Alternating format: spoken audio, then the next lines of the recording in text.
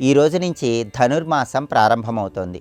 సూర్యుడు ధనుస్సు రాశిలోకి ప్రవేశిస్తున్నాడు. ధనుస్ సంక్రమణం ఏర్పడుతోంది. ఈ సందర్భంగా ఎలాంటి విధి విధానాలు పాటిస్తే సమస్త శుభాలు చేకూరుతాయో, అలాగే ధనుర్మాస ప్రారంభం సందర్భంగా అష్టగంధానికి సంబంధించిన ఎలాంటి పరిహారం పాటిస్తే కలియుగ ప్రత్యక్ష దైవమైన వెంకటేశ్వర స్వామి సంపూర్ణమైన అనుగ్రహానికి సులభంగా పాత్రలం కావచ్చో నేటి శుభం లాభం అనే శీర్షికన పరిశీలిద్దాం. ప్రధానంగా ఈరోజు సూర్యుడు ధనుస్సు రాశిలోకి ప్రవేశిస్తున్నాడు కాబట్టి, ధనుస్ సంక్రమణం ఏర్పడుతోంది కాబట్టి, సంక్రమణం జరిగిన రోజు చేసే స్నానము జన్మజన్మల పాపాలు దారిద్ర్య బాధలు తొలగింపజేస్తుంది కాబట్టి సూర్యుడి అనుగ్రహం కోసం ఈరోజు ప్రత్యేకమైన స్నానం చేయాలి. ఆ స్నానం ఎలా చేయాలంటే జిల్లేడాకు శిరస్సు మీద ఉంచుకొని స్నానం చేయాలి.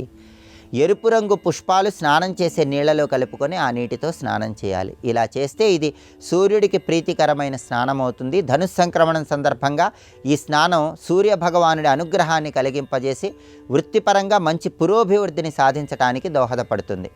అలాగే ధనుర్మాసం ప్రారంభం సందర్భంగా ఈ మాసంలో శ్రీ మహావిష్ణువుకు ప్రత్యేకమైన నైవేద్యాలు సమర్పిస్తే ఉత్తమ ఫలితాలు కలుగుతాయి. ఈ మాసంలో విష్ణుమూర్తికి ప్రీతిపాత్రమైన నామం మధుసూదన నామం. కాబట్టి ఈ ధనుర్మాసంలో ప్రతిరోజు కూడా స్నానం చేసి ఇంట్లో దీపారాధన చేశాక ఓం మధుసూదనాయ నమః అనే నామాన్ని కనీసం 21 సార్లు పఠించండి. విష్ణుమూర్తి తొందరగా మిమ్మల్ని అనుగ్రహిస్తాడు.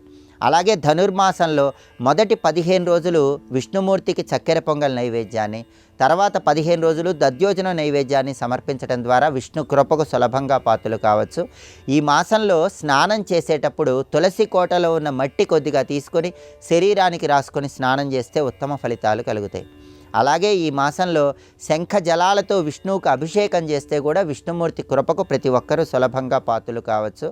అలాగే తీవ్రమైన రుణబాధలు ఉన్న వాళ్ళు ఎవరైనా సరే ధనుర్మాసంలో విష్ణు సహస్రనామ స్తోత్రం పారాయణ చేసి ఆవు నెయ్యితో తయారు చేయబడిన పదార్థాలు విష్ణుమూర్తికి నైవేద్యంగా సమర్పించి వాటిని ఇతరులకు పంచిపెట్టినట్లయితే తీవ్రమైన రుణబాధల నుంచి సులభంగా బయటపడవచ్చు. అలాగే ధనుర్మాసం ప్రారంభమవుతున్న శుభతరుణంలో గోదాదేవి రచించిన తిరుప్పావై పాసురాలు పఠించడం లేదా శ్రవణం చేయడం ద్వారా ఉత్తమ ఫలితాలు కలుగుతాయి. అలాగే కలియుగ ప్రత్యక్ష దైవమైనటువంటి వెంకటేశ్వర స్వామి సంపూర్ణమైన అనుగ్రహం కలగాలంటే ఈరోజు అష్టగంధానికి సంబంధించిన ప్రత్యేకమైన విధి విధానం పాటించాలి. ఎందుకంటే విష్ణుమూర్తికి వెంకటేశ్వర స్వామికి అష్టగంధం అంటే ఎంతో ప్రీతిపాత్రం. కాబట్టి గృహంలో శ్రీదేవి భూదేవి సమేత వెంకటేశ్వర స్వామి వారి చిత్రపటానికి చక్కగా అలంకరణ చేసుకొని తులసి మాలికను సమర్పించి వెంకటేశ్వర స్వామి వారి చిత్రపటం దగ్గర పిండి దీపాలు వెలిగించుకొని అక్కడ ఒక పీటని ఏర్పాటు చేసుకొని ఆ పీటకు పసుపు రాసి కుంకుమ బొట్లు పెట్టి ఆ పీట మీద అష్టగంధంతో చతురస్రాకారపు ముగ్గు వేయాలి. అష్టగంధంలో కొద్దిగా నువ్వుల నూనె కానీ ఆవు నెయ్యి కానీ కలిపి చతురస్రాకారంలో ముగ్గు వేసి ఆ ముగ్గు మధ్యలో వెంకటేశ్వర స్వామి వారికి ప్రీతిపాత్రమైన తిరునామాన్ని అష్టగంధంతో తీర్చిదిద్దాలి. అలా తిరునామాన్ని తీర్చిదిద్దిన తర్వాత ఆ తిరునామం దగ్గర కూడా పుష్పాలు అలంకరణ చేసి వెంకటేశ్వర స్వామి వారి చిత్రపటానికి అష్టగంధంతో తీర్చిదిద్దిన ఈ తిరునామానికి తులసి దళాలతో పూజ చేస్తూ ఓం నమో వెంకటేశాయ, ఓం గోవిందాయ నమః అనే నామాలు వీలైనన్ని సార్లు స్మరించాలి. కనీసం 21 సార్లు పఠించాలి. వడపప్పు పానక నైవేద్యంగా సమర్పించాలి.